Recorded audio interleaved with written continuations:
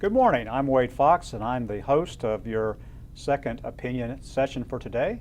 It's a very important session today because we've got Mr. Dennis Galvin, who's running for the State House here in Massachusetts out of the 2nd Middlesex District.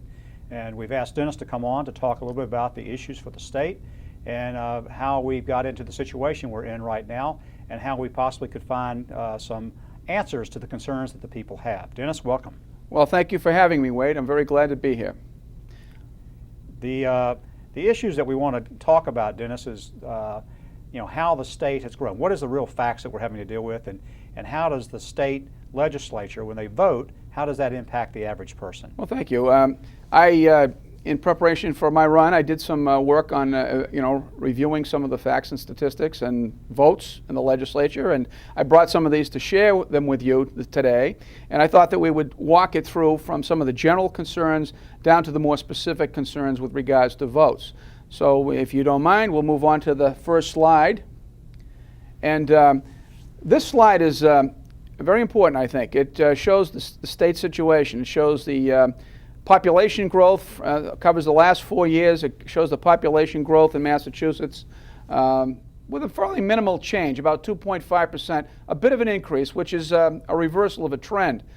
But if you look at the budget and you look at the tax revenue, you see that the budget has increased significantly, about a 29.6% change, and tax revenue increases has gone up as high as almost 17%. And in total, in the last 6 years, the Massachusetts state budget has grown by $8 billion. And I like to point out, although I'm not blaming him, that my opponent has been in office for approximately 8 years, and so that would be about $1 billion per year. Well, the question I would ask is that we've had minimal increases, as you said, in the population, so it's not a demographic-driven thing. What are the major drivers of this? Well, I'll draw you to the next slide, Wade, and if you look at this, these are the primary drivers.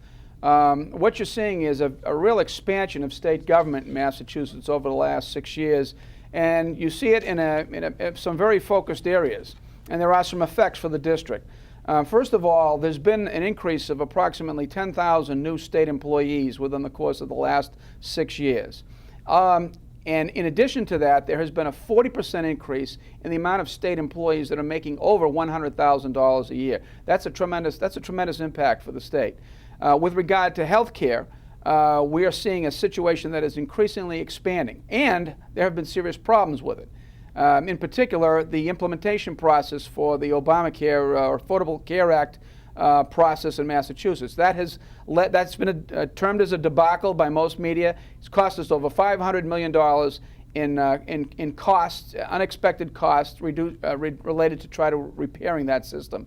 Additionally, we've had to carry over people who are not qualified for assistance because we didn't have the proper means of verifying them, so the state decided to carry them all over for a short period of time. That's going to cost us $175 million. And additionally, it's been estimated, the Boston Herald estimates that there's close to $93 million worth of benefits going to folks who are not ineligible for the benefits. So that's a significant impact with regard to the health care issue. Well, Dennis, I think you've laid out some of the key issues. And here in Westford and Littleton and Chelmsford, as we look at it, how does this kind of global thing that you're talking about from a state view, how does that affect us in these towns? Well, what it does is it affects our revenue. I mean, you have a situation where you've got the Massachusetts Transportation Authority, MBTA, spending $250 million in wasted maintenance costs. You have a lack of oversight or verifiability of our welfare programs, which in one case, the state auditor estimated cost us $200 million in missed payments or false payments. What that does is it draws revenue away from the towns. Our local aid has been flat for 6 years, so a lot of this money that's being wasted and supporting the expansion of state government has come at the expense of our local governments and the support of our local governments. So how do we get out of this situation? Well, we have to look at the structure of the House. Our taxes have gone up consistently in the last 6 years. Sales tax has gone up. The gas tax has gone up. We don't see a lot of resources coming back. I think one has to look at the makeup of the House. The House is being controlled right now by a one-party system, by a legislative leadership that has an agenda that doesn't necessarily mix with the agenda of this district. And there is no real accountability in the system. So we need to really examine that, and the voters of this district have to pay close attention to this. Okay, so the issue there is, it's really important to vote. Yes, absolutely. It's important to take a look at the issues, obviously. Right. There seems to be a little confusion about how the issues are crafted. I mean, is it an overstatement to say that sometimes when you have a situation like we've got, it's not real clear to voters how people are voting? Well, you make a good point. When you're setting the agenda, you can when you have the capacity to set the agenda in the State House, you can basically, without any checks and balances, you have a lot of latitude, and sometimes openness, truth, accountability, and leadership are compromised in the process. And I think what happens also is that there's a lot of will bending that goes on in the legislature. The House Speaker has significant power. He's not afraid to use it. He's not afraid to twist the arms of legislators who he wants to vote a certain way. And right now, there isn't much of an opposition that can resist what he's doing. So you would say it's just politics as usual up on Beacon Hill? Well, I think it's politics getting worse, is what I think. There's always been a strong orientation in the Massachusetts House, but I don't think that there was always, even in the majority party, there was always a group of reformers that were capable of at least tempering some of the largesse that the House speakers and things like that through the years wanted to indulge in. But right now, those reformers in the majority party aren't there. Right now, it's basically, I think, based on naked political self-interest, and that's very dangerous for the state of Massachusetts. Well, can we take a look at some of the issues that are local to us? Sure. Let me take you look at this one. With regard to local issues, I mean, trying to get in and deal with the state budget is a very important thing, and I wanted to take this time to look at how our legislator, our incumbent, is voting on some key votes. Three in particular. One of them is an ability to expand bids on contracts. That is called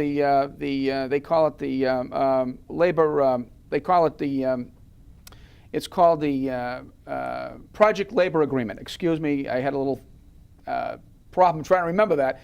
The bottom line is the Project Labor Agreement allows contracts to continue and extend. They don't get rebid, and by not doing that, prices go up. There's a law called the Pacheco Law, which prohibits privatization from occurring in Massachusetts. That causes us to spend a lot more money in basic maintenance, where we could contract things out. We can't. We have to have full-time state employees do the job. And then the last thing that's really been an impact, I think, not only for us is on our own taxes, is the Affordable Care Act, which our incumbent has voted for.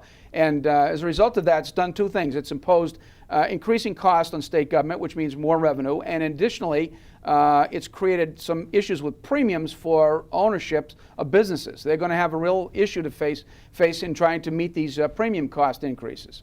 Well, and based upon that, I mean, that's kind of like a top-level view, and I can understand that. But how about this for the individual person, talking about his taxes? Okay. I mean, how does that work?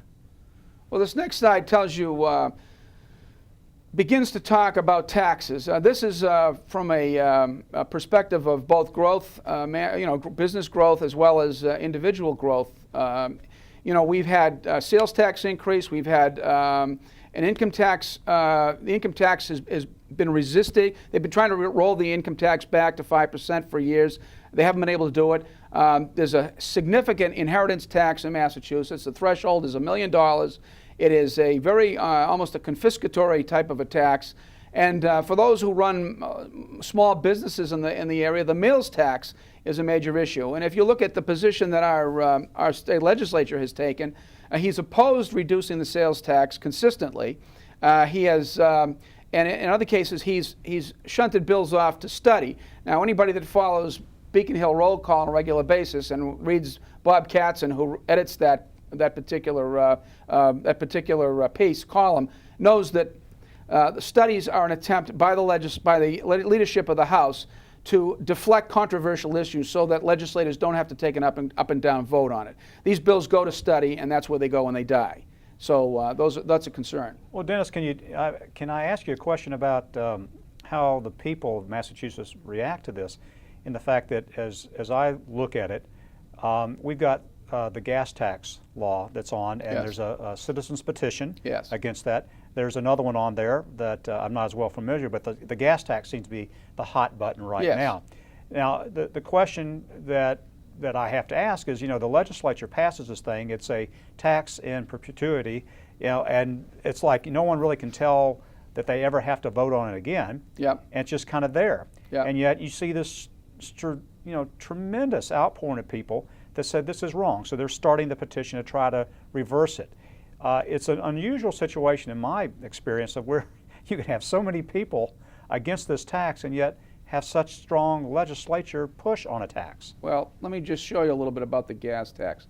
The gas tax was included in the Transportation Finance Bill, and the bill basically generates $500 million purportedly for the support of infrastructure.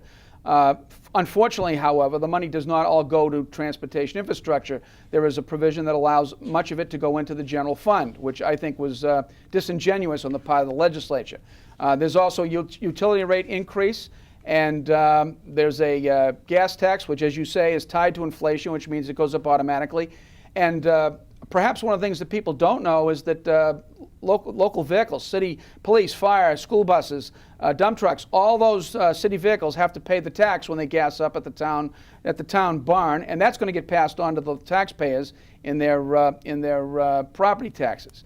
And if you look at the votes here, you can see that our legislator voted. This is very interesting to track this because there's three particular things that are involved here. One is what they call the vote to engross. The second one is the vote to is the conference committee report, and the third is a veto or an override of the governor's veto. Our state legislator voted twice against the transportation bill. He voted against it when it went to engross, which means the House passes it, moves it to the Senate. He voted against it when the conference committee report, which is the bargaining arm of the Senate, returned the bill to the House. But then when the governor overrode governor sent the budget back with an amendment that would have repealed these votes, this bill, because our legislator was unsuccessful at blocking the inclusion of these taxes into the engrossed and conference committee bill. An opportunity presented itself when the budget amendment came back, and at that time he voted to override the governor's veto. And when he did that, he imposed the gas tax and the inflation index and the rate. And I'll show you right here. The next slide has that. We got a gas tax of 3 cents out of it. We got it tied to inflation. There was no exemption for municipal vehicles, and there'll be a hike in utilities, which will probably be passed on to the ratepayers. And it's a complex bill. If people don't follow it closely, they can very easily be misled into believing that the vote went one way or the other. The vote, as I read it, indicates that yes, he did oppose the vote while it was in the House and while it went to conference committee. But when it came out of conference committee, it came back as an amendment attached to a pushback from the governor.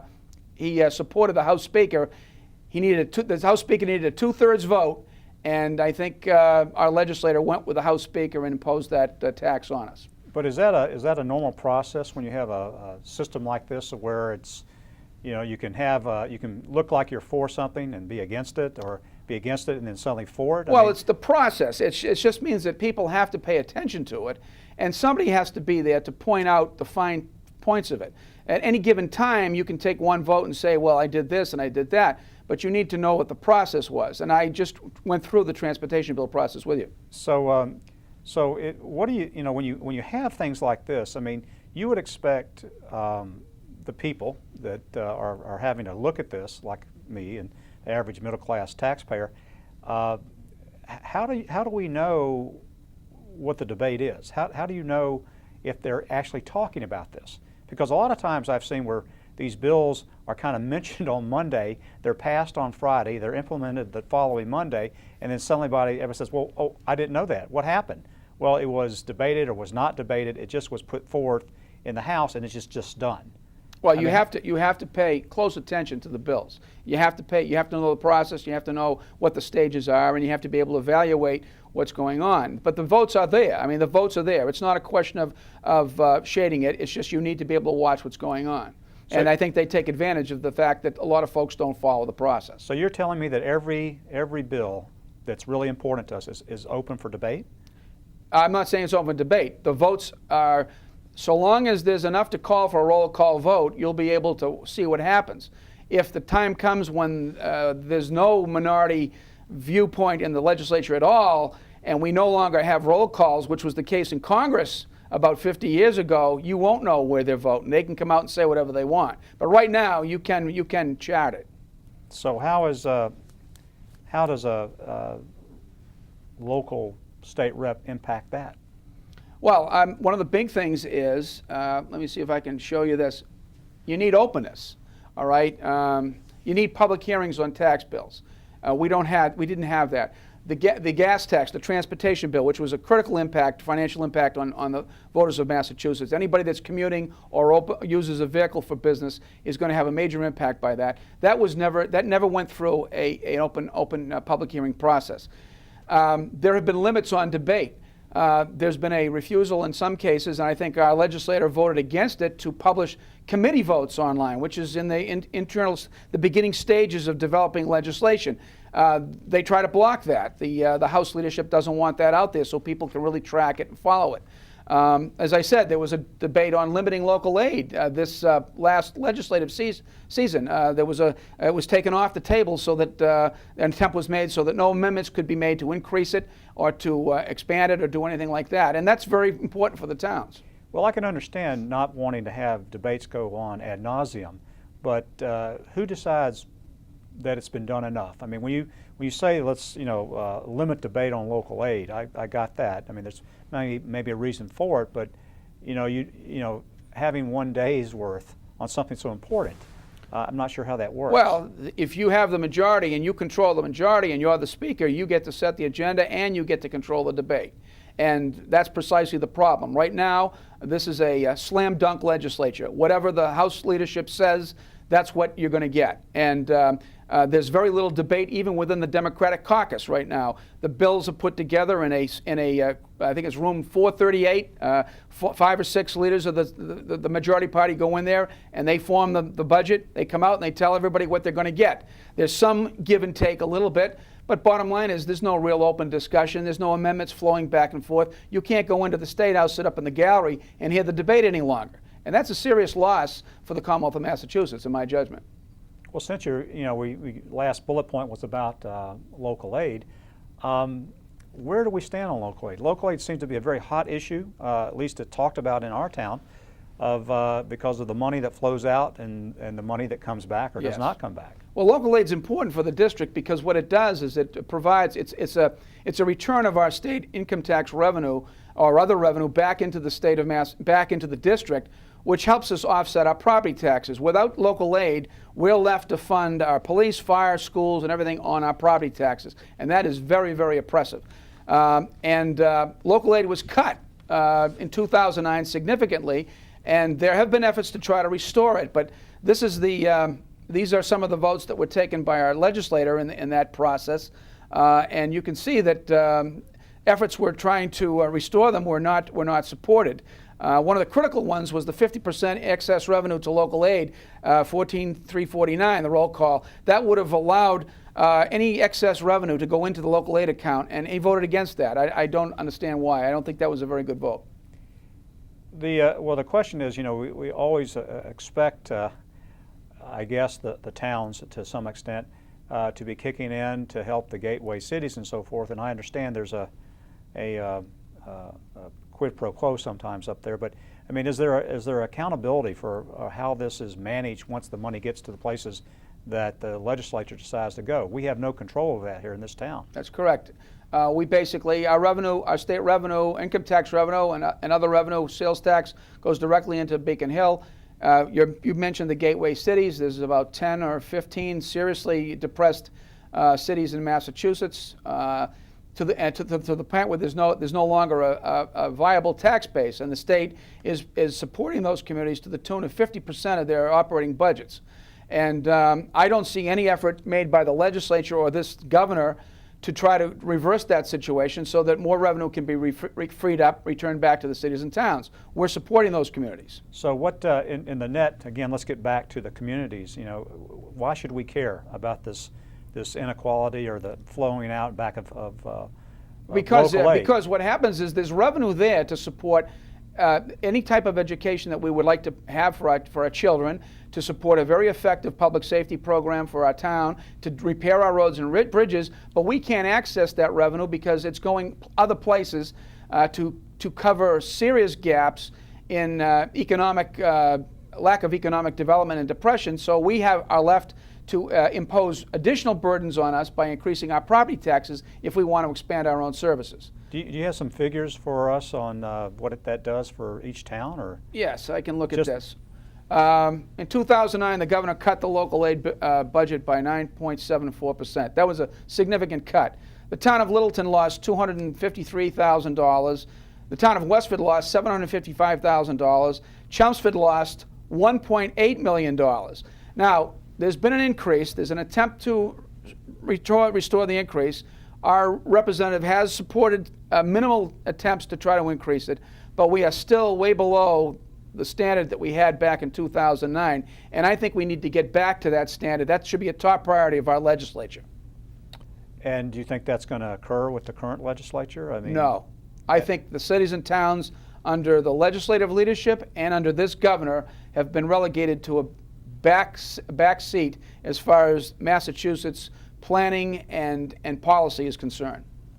Do you feel like you talked earlier about reformers in the, to be blunt, we're the bluest of the blue states, reformers in the Democratic Party. What I'm hearing you say is that there's a lot of talk about that, but there's not as many as there used to be. I'd like to show you this. What's happening is more and more through the power of the position, the House Speaker is able to control and exercise a lot more influence over individual legislators. What I'm showing you here is the percentage of the time that our state legislator voted with House Speaker DeLeo. And you can see that he's always maintained a close relationship, but that relationship has increasingly gotten tighter over the last 2 years or 3 years. And I think the direction is going the wrong way. There was an idea that if you stayed close to the House leadership, we would get benefits from that. But what it's led to is corruption. It's led to a diminution of our democratic ideals and traditions in the House. And when you really add it all up in the end, we're not getting that much back in return for it. So, you know, the question I would ask is that there's probably a lot of very good people that are serving in the House that would like to do the right thing. But the way the system is set is that there's a hierarchical control system that's put into place that you don't really, want to break. Right. Dennis, to be quite honest with you, you're a Republican. Right. You'd be running. When you're successful, you'd be one of a handful of Republicans there. Seeing you as a reformer, and certainly as somebody that would like openness, that's great to say. But how would that really impact the House going forward? Because obviously you would not have that close relationship to the Speaker. Okay, so here's the breakdown. There's 160 representatives, 30 of which are Republican right now.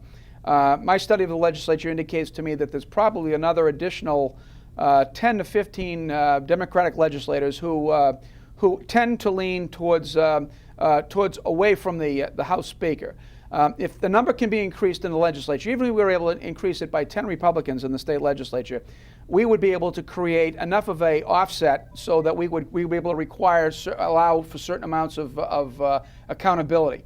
The last thing is that we need to get a Republican governor back into Massachusetts. And if we can do that, we would certainly have sufficient amounts of votes available to us to withstand support a veto of any type of overspending that might come through. And that's very important. Now, Dennis, the question I want to ask you is, if that's true, and that's what makes this election so important for us. Yeah. Is it really important enough, you think, for people to come out besides just knowing about the ballot situations? Do people really understand the importance of the state legislature? I don't think they do. I think, well, I think some do.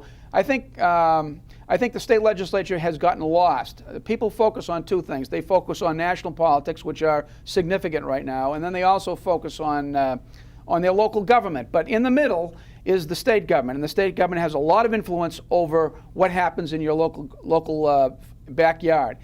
The problem is it looks very complicated, so a lot of people shy away from it.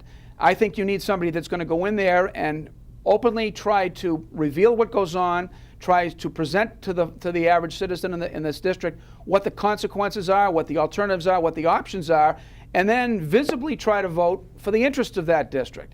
I'm not tied to the leadership, as you say. I'm not trying to make a political future in the legislature. I want to go in and serve this district, and that's my entire purpose. I've been through my career. I don't have any agendas further. I want to see my grandchildren and my children have an opportunity here in Massachusetts, and right now I don't see much of a future for them. That's why I'm involved. Well, Dennis, the kind of in closing, I want to ask, you've put up some very important votes. I'm sure the votes that you did come off the congressional record that's there. The House record. I know there's been an awful lot of stuff in the paper of people talking about whether this was true or not true, some things that come out in the mail. The question is, I think that you and the incumbent need to publicly hash this out, I guess. Do you have some debates planned? I have sent a letter to Mr. Asiero inviting him to debate me, because I agree with you. That's the best way for everybody to understand what these votes mean and what they are. I'm reviewing it from the record. He needs to come out and explain it. I do understand that there is a good possibility there'll be at least one debate on October 22nd at the Neshoba Valley Technical High School, which is sponsored by the Westford League of Women Voters. I have asked for 3 debates. I hope that he will accept that invitation. As yet, I have not heard from him. Well, I hope that I hope those debates do occur. I'd like to see this cleared up, at least for my edification. I'm sure with people that have seen all this stuff in the press, which probably is not as accurate as we'd like to believe sometimes. But you have a website that people can go look at your presentations and so forth, and announcements on the debate? Yes. It's my website is www.galvin4staterep.com. Okay. Well, Dennis, we want to thank you for coming today. I appreciate the presentation that you gave. Thank you, Wade. It's a pleasure to be here. A little more clarifying to me. Certainly gives me an idea of what you think you want to do in the registration of voters and so forth to get them involved in the process. And I want to thank all of you for visiting with us today. And just remember that if you're ever confused, always get a second opinion.